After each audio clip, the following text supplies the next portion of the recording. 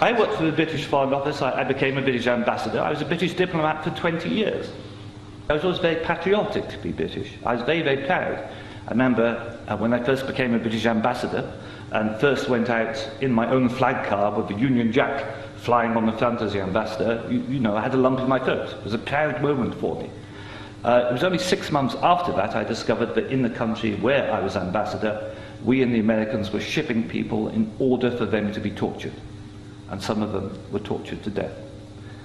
Now, as you may imagine, my worldview changed. It was at the same time, about a month later, we invaded Iraq against the will of the Security Council.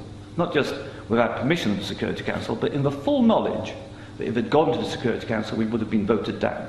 And I, as a British diplomat, saw all the internal memos that went through that decision.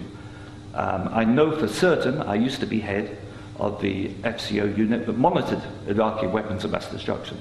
But I know for certain, I can tell you, that they knew there weren't any. It wasn't a mistake, it was a lie. I think it is impossible to be proud of the United Kingdom. I think when we invaded Iraq, we did to the United Nations what Hitler and Mussolini did to the League of Nations.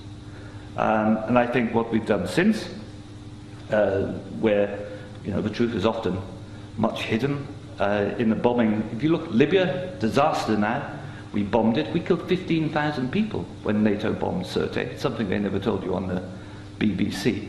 And did we make it better? No.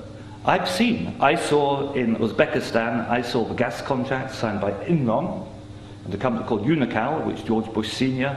was on the board, to dig out gas pipelines from Uzbekistan and Kazakhstan over Afghanistan down to the Indian Ocean. And that was actually what the Afghan war was about. They'd actually had talks with the Taliban and Unocal to see if the Taliban would provide pipeline security. The person who held those talks was the consultant for Unocal, who was a certain Mr. Karzai, who, after being employed by George Bush Sr. as a consultant, went on to become president of Afghanistan. That was their plan B. The Taliban wouldn't do it, so they invaded. It usually, I've seen it on the inside, it's almost always about control of resources. It is every bit as corrupt as our first speaker. I'm sorry, I'm also terrible at names, integrated. You are absolutely right, Andrew. And I can tell you it's not an academic construct. The system stinks.